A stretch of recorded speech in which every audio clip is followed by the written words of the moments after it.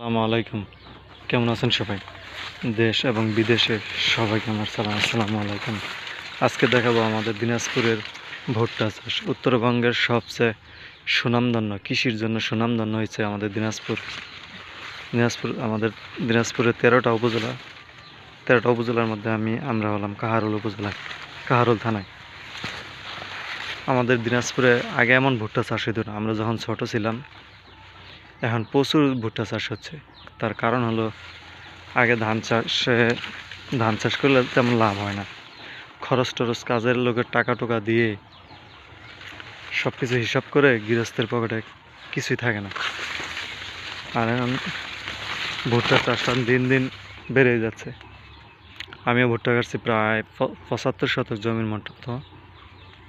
আজকে দেখেন কেমন হয়েছে আমাদের ভুট্টা, আর কতদিন লাগতে পারে। আমরা কাটছি নভেম্বরের 27 তারিখে।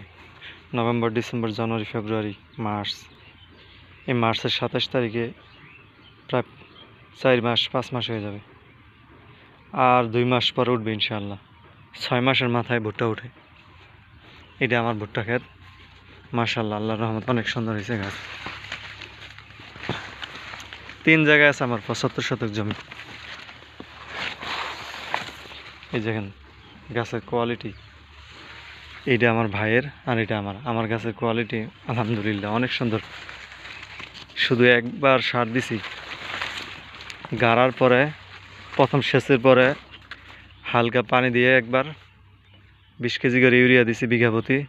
তারপরে আবার কোদাল দিয়ে মাটিটা আগলা করে দিছি আবার বিঘা প্রতি 70 কেজি করে, 80 কেজি করে, 80-90 কেজি সার।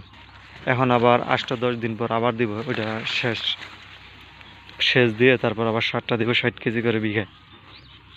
তাহলে ধরেন ফলটা ভালো হবে, মশাগুলো ভালো হবে।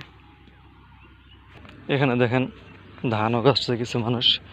এই মাঠটা পুরোটাই আগে এক সময় ধান চাষ হইতো। এখন সময়ের পরিবর্তনের সাথে মানুষের হিসাব কিতাব করে দেখে ধান চাষে তেমন লাভ হয় না।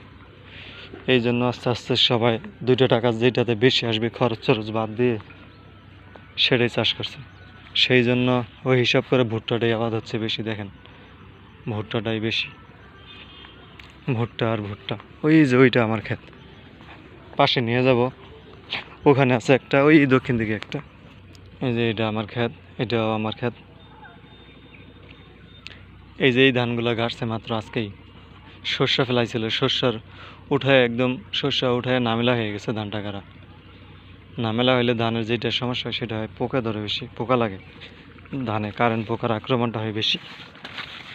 এই জমিতে আমার এখানে আমি প্রায় এবার নিয়ে 4বার গাছছি ভুট্টা।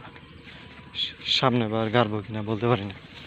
আমার চ্যানেলটা আমি নতুন খুলছি, আমার জন্য সবাই দোয়া করবেন এবং উৎসাহ প্রেরণা যোগাবেন, লাইক শেয়ার করবেন।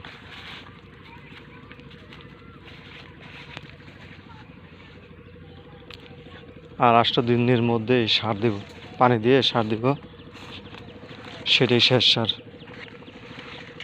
এখানে আছে আমার 33 শতক মাটি।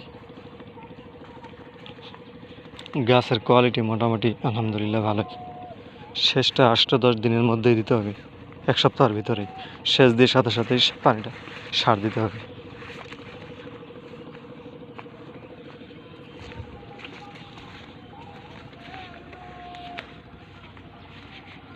খালি ভুট্টা আর ভুট্টা, মাঝখানে একটু জমি ধান। দেখেন, আমার জন্য দোয়া করবেন সবাই। আমি চ্যানেলটা নতুন খুলছি, আর আমাদের এলাকায় কিভাবে কি চাষ করা হয় কৃষি বিষয় নিয়ে সব কিছু আপনাদের মাঝে আমি উঠে ধরবো। একটু একটু তরকারিও চাষ করি, ওগুলো তরকারি চাষ করে ওগুলো আপনাদেরকে দেখাবো।